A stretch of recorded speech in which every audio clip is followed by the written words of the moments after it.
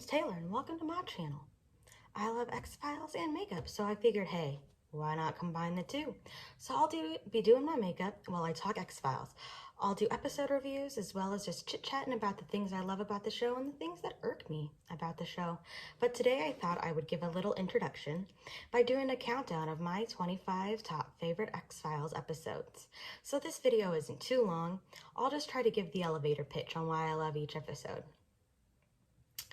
I counted any related episodes as one for the sake of this list. You'll see what I mean as we go along.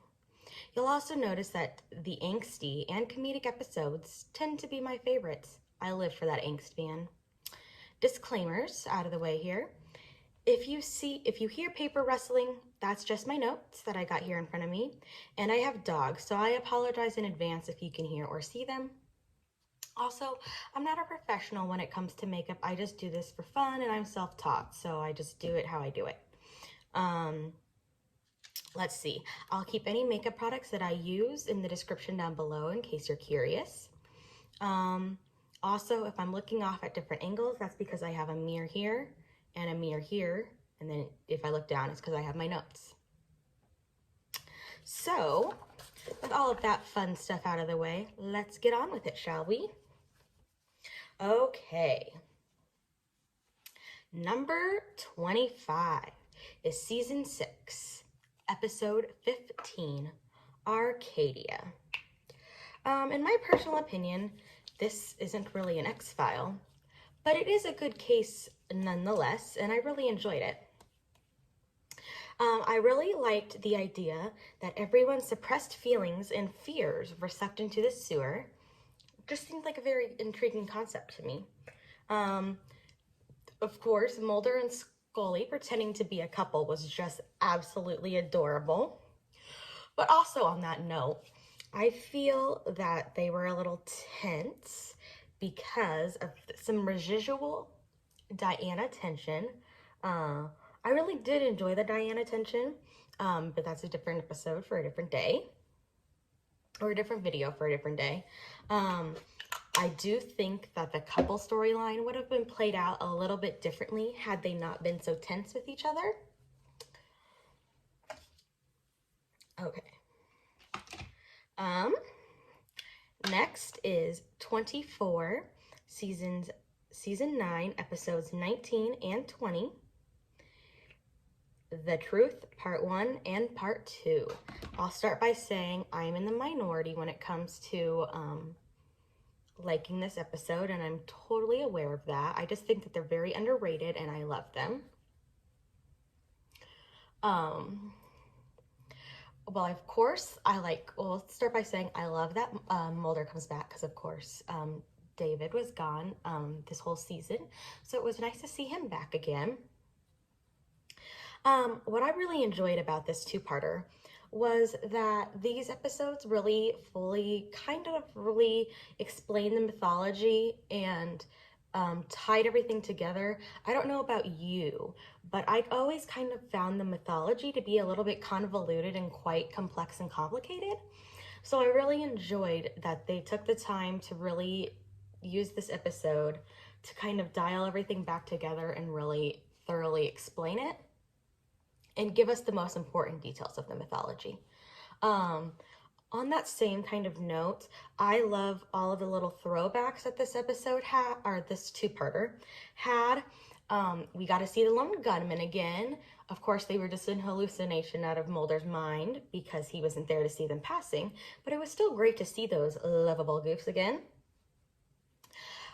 I also really, really love that final scene in the hotel where Scully's laying on Mulder's hotel room bed in a robe and he's on the floor talking and they're chatting. This scene perfectly replicates a very similar scene in a pilot, which I'll show a side-by-side comparison I'll insert here. So I just really loved that throwback and kind of tying it all together because as far as we knew, this was supposed to be the last episode. And of course, I really loved that kiss in the prison where Scully went to go visit Mulder. And the thing I find the most humorous about it and that I really enjoy is that Skinner kind of pretends to be like shy and doesn't want to catch them out, you know, doing that, even though, well, I'm pretty sure he knows that they were a couple by that point. And of course, I love that we were supposed to assume that Mulder and Scully were together, which was confirmed by I Want to Believe, the movie. That brings us to 23, which is season 7, episodes 10 to 11, which I'm also in the minority for liking. I think that this two-parter had some of David's best acting in the whole entire series. I include in the top 10 another episode I found to be his absolute best, so stay tuned for that. This episode was just so sadly powerful. I don't find a lot of TV, because I know it's fake, to be touching and powerful, but this was definitely one of those things. X-Files just has that ability to just make me think everything is super powerful and touching, and this was just one of those things. I love that we got Samantha closure, and of course they had to give us that because David was leaving and they knew that. And the whole Samantha being abducted thing was the whole quest for him going into the X-Files and the whole quest of the show. So, they needed to close it up to give his quest some closure. I also like that they decided to dedicate a whole two-parter to it, because it would have been wrong if they just mentioned the Samantha thing in passing and didn't fully address it. That brings us to 22, which is season 3, episode 12, War of the Coprofajus. I'll start by saying I love Jealous Scully, and we get a little bit of Jealous Scully in this episode when it comes to Bambi, the naturalist. Darren Morgan is one of my all-time favorite X-Files writers, and he, of course, wrote this episode. And you'll come to find out later on this list that I just love Darren Morgan. He's just the best. I didn't really think that this episode was much of an X-File. I mean, they were killer cockroaches. There's nothing really paranormal about cockroaches. And they were just released in a dung plant, but I still liked it anyway. I really loved the humor. And I love, since we're talking about throwbacks, as I pointed out,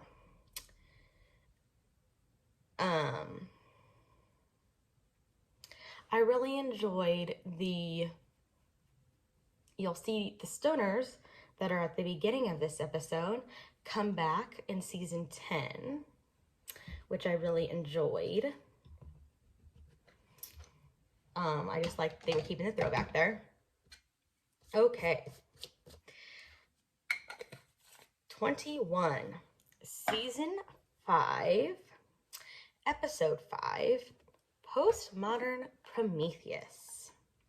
I really liked the black and white of this episode. It was pretty eerie. I quite enjoyed that. I really wish they would have utilized the black and white more. I think a lot of episodes really would have benefited from some of that. I know that this episode's kind of controversial because of that whole rape subtext that's in that with the Frankenstein-like type monster. But overall, I still think it's a great episode. And Chris Carter even wrote it. And I don't find a lot of his episodes to be amongst my favorites. I'm not sure I like Chris's style of writing or the storylines that he writes, but that's nothing against Chris. I really do enjoy this episode, and I like what he gave us as a show. I also liked all of the little bits and pieces that we got of Cher throughout the whole episode, with some Cher music, and of course the singer and Cher drag at the end singing. And when we're talking about that Cher singer at the end, let's not forget about one of the best MSR moments ever. That little cute dance that David and Jillian kindly improv for us. Did you know that there was originally a twirl for that dance? I really wish we would have gotten that twirl. Just so cute. I just love all of that. And David and Jillian really came through for us with a lot of those improvs that they did. Number 20, Season 6, Episode 6, How the Ghosts Stole Christmas. Let's see. At this point, in Season 6, the X-Files are closed down. So Mulder and Scully are totally just kind of doing their own thing. They're just solving X-Files because they want to, and because they probably just want to spend time together because, you know, they haven't spent enough time together over the last 6 years, so they need to spend some more time together. One of my favorite things about this episode was the interesting psychological analysis of Mulder and Scully done by the ghosts, of course, played by Ed Asner and Lily Tomlin. And I really do think that the ghosts pretty much nailed each Mulder and Scully right on the head. They were pretty accurate with their psychological analysis. I mean, of course, it was written so the people of the show know what Mulder and Scully are like, but I liked it. And while we're talking about it, I am totally team Mulder totally stole Scully's keys so she could go ghost busting with them. Let me know what you think about that below. Number 19 is Season 3, Episode 22, Quagmire. Of course, this is a humorous episode, which I do love those. This episode is just great overall. I love the implied hint to Mulder's future we get within that crazy camera guy, which, if we're being honest, I could totally see Mulder doing that because he's a little bit crazy and off kilter, but that's why we love him. The conversation on the rock is adorable also, that they have there at the end. And of course, rest in peace, Queequeg. Number 18, Season 2, Episode 20, Humbug. So this is the first Darren Morgan episode. And like I've said, Darren Morgan is my fave, well, one of my faves. I don't know if I'd say he's my absolute fave, but he's definitely up there when it comes to the writers. I just love the humor throughout this whole episode, and it's lighthearted. And if we're being honest, after all of those hardships that Dana Scully has had in Season 2, she really needed a little bit of a break. So I like that this case was pretty lighthearted, and she didn't get abducted and, you know, taken by a crazy man who wanted hair and fingers.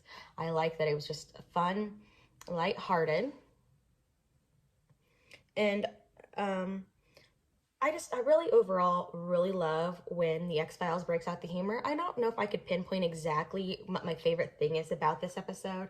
I love it. All of the, I hate to use the term, but since that's what they were called back then, I'm going to say it. All of the freaks in the freak show were just, they were all great. But I like those kind of things anyway. So everything about this episode was just awesome for me, I think. And then number 17 is, of course, another Darren Morgan episode, and it is Season 3, Episode 4, Clyde Bruckman's Final Repose. So as I said, love Darren Morgan. He wrote this good one. Peter Boyle was absolutely phenomenal as Clyde Bruckman in this episode. This episode was just super funny. I like how when that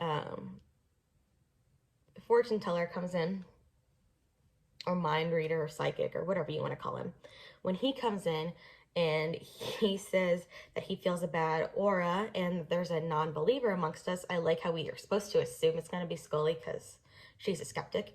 But then all of a sudden he's like, oh, it's Mulder. I think it's funny. Darren Morgan tends to kind of throw little things like that kind of humor that it's not what you expect. And it's humor that makes the characters make fun of themselves, if you will, which I like.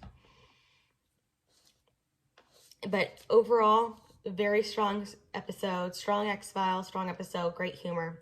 Overall, I just like it a lot. Number 16 is season 6, episode 14, Monday. This episode is just great overall. I think a lot of people can agree that this is just a great episode. I do like the guest star, Carrie Hamilton, who was Carol Burnett's daughter, in case you didn't know that. She is such a showstopper in this episode. She has such a small role, but she's very, very good as Pam. And the thing I love most about this episode, the whole deja vu aspect of being able to do the day over again.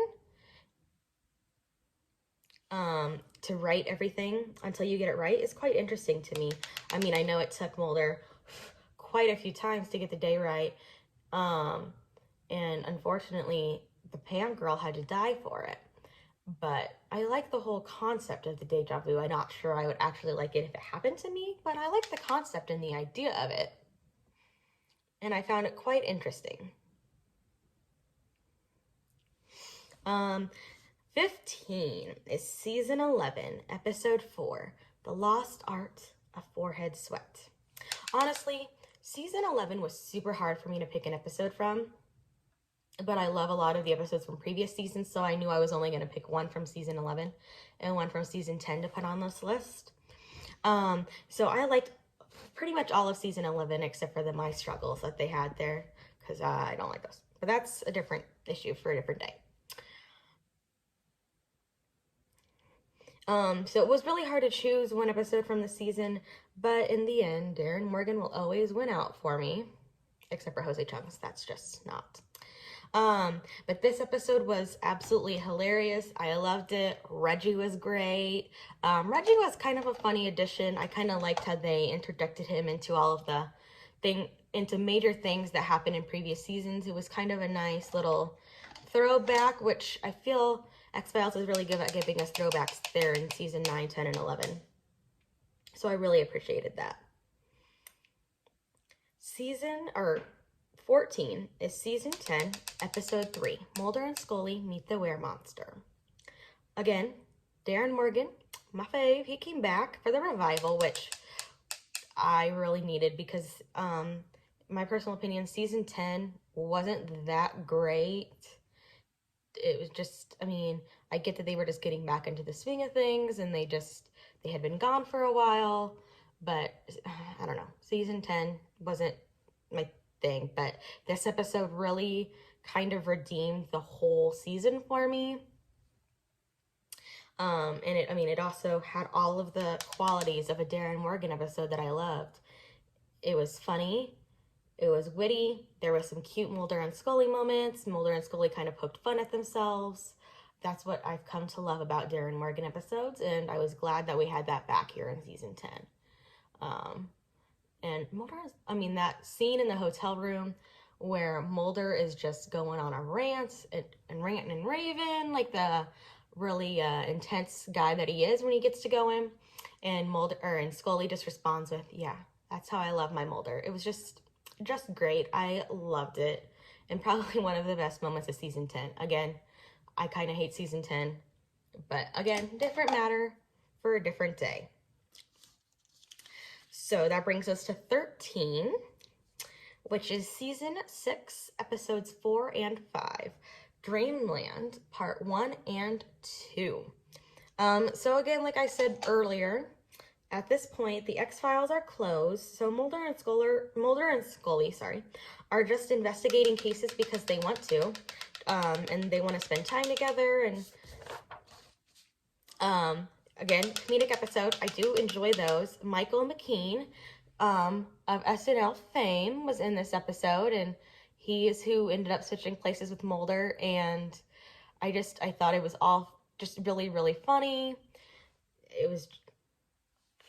And Michael McKean was a great addition to the show for some lightheartedness and comedy.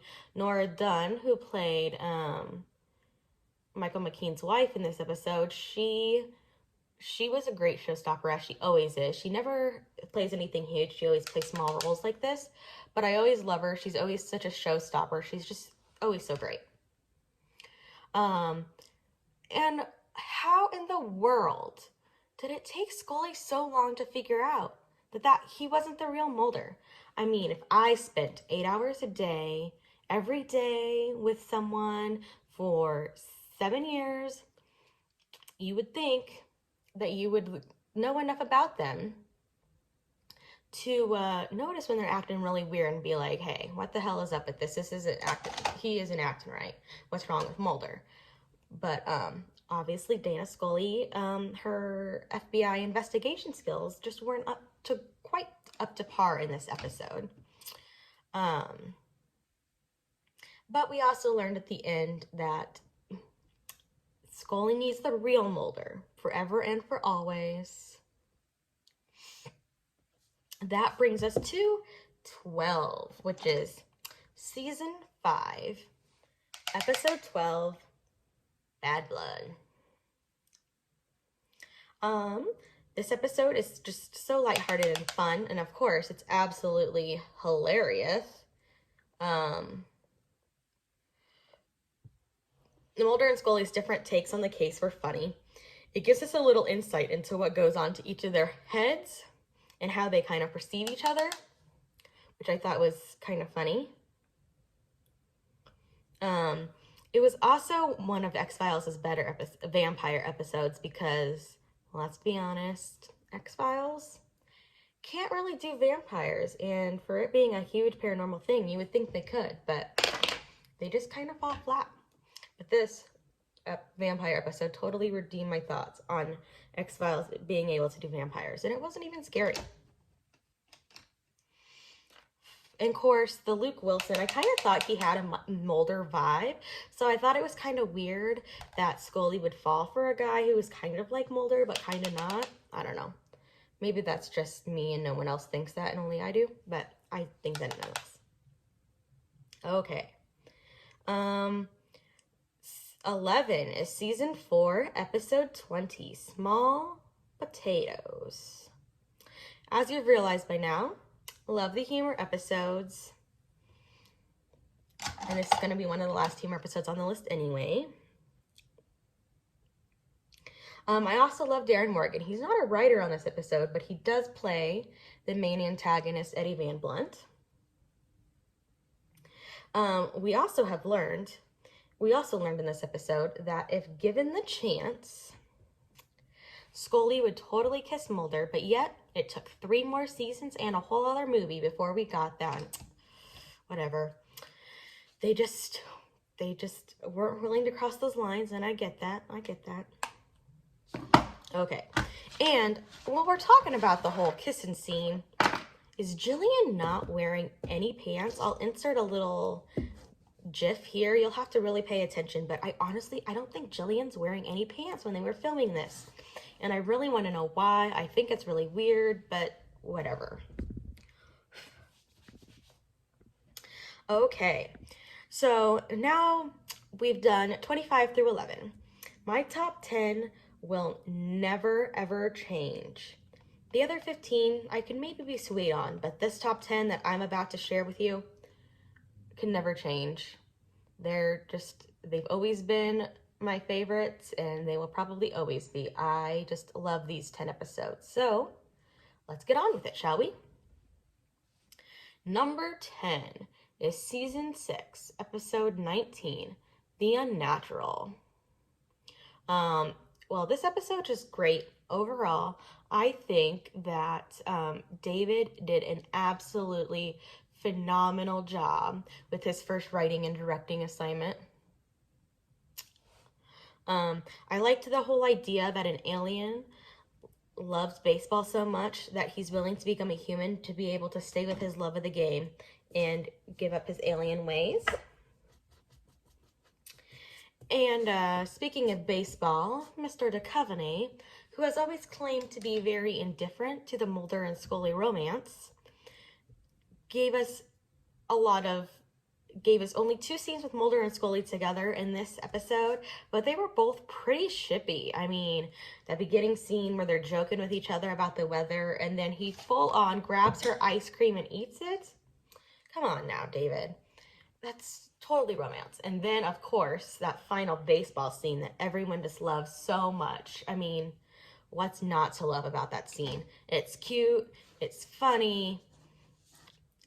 Mulder makes fun of himself. It's just everything. I love that scene. Okay. Number 9. Season 1, episode 13, Beyond the Sea. This is the first time that we really get to see any part of Scully's personal life, in any part of her life at all outside of work. It also shows us how strong of a character and how badass Scully is. I mean, she threatened a serial killer for potentially harming her partner, for crying out loud.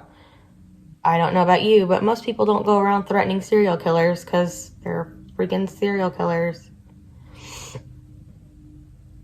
I also like the bit of the role reversal that we got in this episode. It was quite refreshing, where Mulder's a little bit more of the skeptic in this episode, and Scully's more of the believer. And she was willing to believe. Plus, Brad Dourif, I want to say that's how you say it. Brad Dourif was just phenomenal as Luther Boggs. I know that he always plays scary, so he was a perfect candidate to play this role, but he just did so good.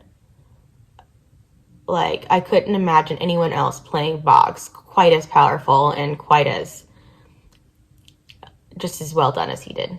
He did a great job. Okay, that brings us to number 8, which is season 1, episode 3, Squeeze, and season 1, episode 21, Tombs. I thought Tombs was a very creepy monster, and it was acted great by Doug Hutchinson, who was a creepy fella to begin with. In case you don't know why he's creepy, I'll give you a quick little backstory. When he was 50 years old, he married a 16-year-old girl, which is just, ew. And then he was into like a bunch of weird, crazy sexual shit that she wasn't into. So when she was 20, 21, somewhere in there, they got divorced. But rubs me the wrong way. Super creepy. Ugh.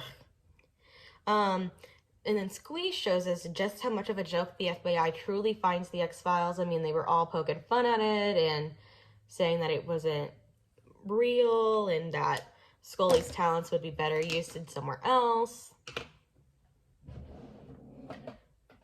But we don't want her to leave Mulder, so I'm glad she doesn't. And then Tombs shows us just how much Mulder and Scully would do for each other. I mean, that whole scene in the car, which I'll put right here, was just so cute. I mean, that's the first time we get a fox, and I think the only time until season 10 that Scully calls him Fox. It was just so cute. And she was willing to put her job and career on the line for him. I mean, if that's not loyalty and great for each other, I don't know what is. And then number 7 is season 2, episode 5, Dwayne Barry, season 2, episode 6, Ascension, and season 2, episode 8, One Breath. Steve Railsback, who played Dwayne Barry, was just absolutely phenomenal. And I believe that this was the first true episode in which we got a glimpse of how much Mulder truly cares for Scully. I mean, he was in a mad rush to save her life after her abduction, and I believe that this actually might have been when Mulder discovered that he loved Scully, but that's a whole other thing. I can do a video on when they fell in love, but that's not today's discussion. And when he visited her in the hospital, hoping that she could hear him and wake up, was so cute. He just desperately wanted her to be awake and just be there with him. And then their cute little joking banter at the end when he visits her in the hospital and brings her that videotape is just adorable. One Breath was just full of great MSR. It really was. Season 6. My 6th episode is Season 3, Episode 17, Pusher, and Season 5, Episode 8, Kitsu Injari. Okay. The concept of Modell being able to control people's minds and push them into killing themselves is interesting to me. It's quite scary too. The acting is also great in this episode by everyone. There's also some ultimate MSR in this episode. Like, this is definitely one of the shippiest episodes, I think, and I don't even think it's meant to be. But Vince Gilligan did that for us. Let's see. Number 5 is Season 2, Episode 13, Irresistible. And Season 7, Episode 7, Orison. Donnie fucking Faster, as Jillian likes to say. I mean, he's probably one of the creepiest baddies. There's not much in the X-Files that scares me because the supernatural and the paranormal, none of that stuff scares me. But the fact that people like Donnie Faster actually exist out in the real world, that's what makes him fucking scary and makes this episode just too much sometimes. But I love it. I didn't really think that this episode was an X-File, but it was definitely something different and an awful person all the same. And needed to be investigated. But I do like that it was different and suspenseful and creepy. I thought it was so cute, that comforting scene at the end, and I'll insert a little show here of it, but where Scully had just gotten abducted, and so she's had a hard time, and she thinks she's okay, and she wants Mulder to believe she's okay because she doesn't want him to protect her. And then he just lifts her head up and, to tell her that everything's okay. And she loses it because she can trust him and feel safe with him. And I love that. Definitely one of my favorite MSR moments. 4 is Season 4, Episode 2, Home. This is definitely one of, if not the most creepy episodes the X-Files ever gave us. I mean, it was banned after airing, for crying out loud, so it must have been pretty creepy. It's very well done and a very strong episode. The song they play over and over again, Wonderful, Wonderful, helps with the creepiness, and I really liked that. I love when music can help with moods in TVs and movies. Again, I didn't really find this to be much of an X-File, but it could be really realistic, which makes it scary, again, like Donnie Faster. 3 is Season 4, Episode 10, Paper Hearts.